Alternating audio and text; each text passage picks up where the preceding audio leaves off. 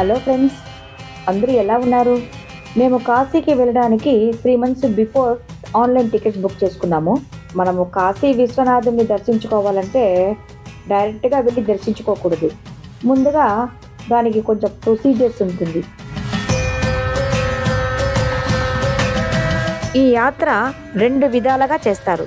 తమిళనాడు సంప్రదాయం అయితే మొట్టమొదట రామేశ్వరానికి వెళ్ళి అక్కడ 21 బావులలో స్నానం చేసి రామనాథ స్వామిని దర్శించుకొని ధనుష్కోడికి వెళ్ళి అక్కడ మట్టితో శివలింగంని చేసి దానికి పూజలు చేసి ఆ యొక్క శివలింగంను తెచ్చి త్రివేణి సంగమంలో కలిపి అక్కడ నీళ్లుని తీసుకొని ఆ నీళ్లతో తిరిగి రామేశ్వరానికి వెళ్ళి ఆ నీళ్లతో రామనాథ స్వామికి అభిషేకిస్తే ఆ యాత్ర పరిపూర్ణత చెందుతుంది అంటారు.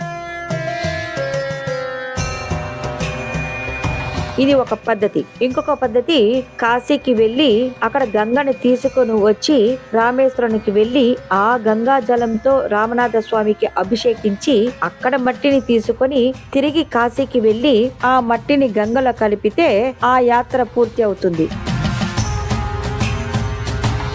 మనం ఏ విధంగానైనా సెలెక్ట్ చేసుకోవచ్చు. మేము రామేశ్వరానికి 3rd AC టికెట్ బుక్ చేసుకున్నాము. ఈ ట్రైన్ ఈవినింగ్ 5:30కి చెన్నైలో నుంచి కదిలితే మరుసటి రోజు ఎర్లీ మార్నింగ్ 3:30కి రామేశ్వరం చేరుతుంది.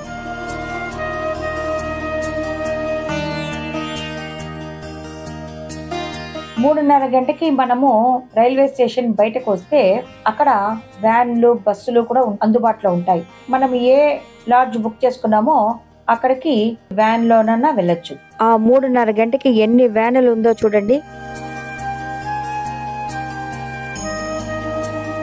లాడ్జ్ మేనేజర్ తో మాట్లాడి పంతుల్ని ఏర్పాటు చేసుకున్నాము. పంతులు టైంకి వచ్చేసారు. మేము ధనుష్కోడికి బయలుదేరాము.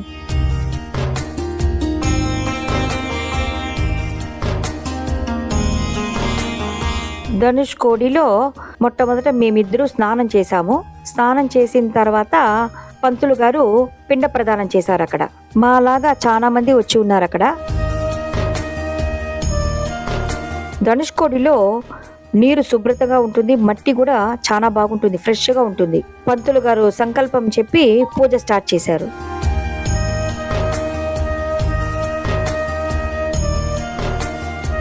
రాముడు తన బాణంను తీసుకొని ధనుష్కోడిలో నుంచే రావణుడిని వధం చేసేదానికి బయలుదేరాడు అని అంటున్నారు.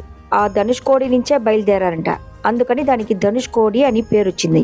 ఇక్కడ స్నానం చేసి మట్టితో ధనుర్బాణం చేసి ఆ ధనుర్బాణాన్ని మొక్కుతారు. మొక్కిన తర్వాత శివలింగ పూజ స్టార్ట్ అవుతుంది. ఇలా చేస్తే మహాపాతక దోషాలన్నీ తీరిపోతుందని అంటున్నారు.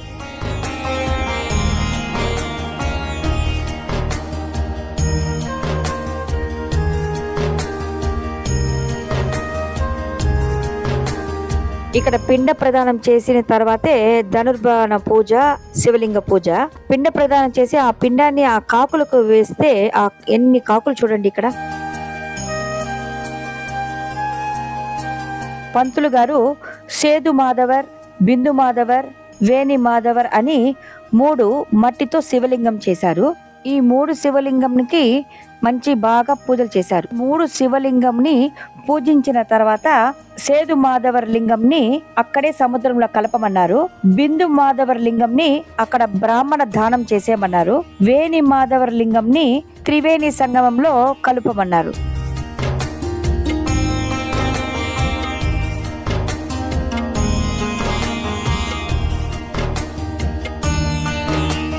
ఆ తర్వాత ఒక లింగంని మనకు ప్లాస్టిక్ కవర్లో వేసి చేశారు. దాన్ని మన ఇంటికి తీసుకొచ్చి ఎండ పెట్టుకొని ఇదే ప్లాస్టిక్ కవర్లో పెట్టుకోవచ్చు. మనం ఎప్పుడు కాశీకి వెళ్తామో అప్పుడు దాన్ని తీసుకువెళ్ళాలి.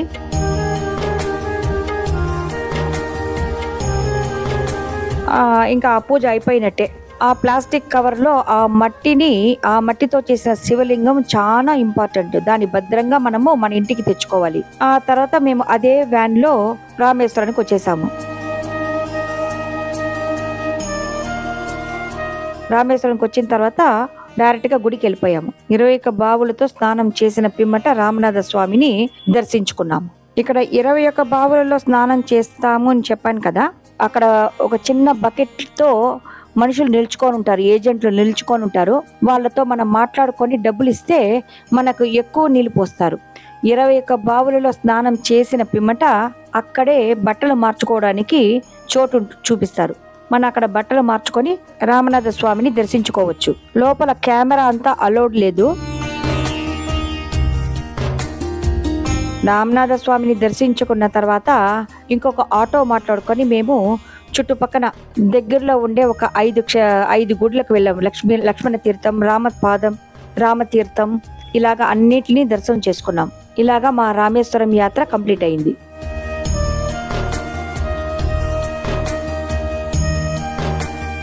కాశీకి వెళ్ళదలుచుకున్న వాళ్ళు ఈ విధంగా పూజ చేసుకుని వెళ్ళాలని పంతులు చెప్తున్నారు. మా రామేశ్వరం యాత్ర పూర్తయింది. నెక్స్ట్ కాశీలో మీట్ అవుతాం. మీకు గనక ఈ వీడియో నచ్చినట్లయితే నా ఛానల్ని సబ్స్క్రైబ్ చేసుకొని లైక్ చేసుకోండి ఫ్రెండ్స్.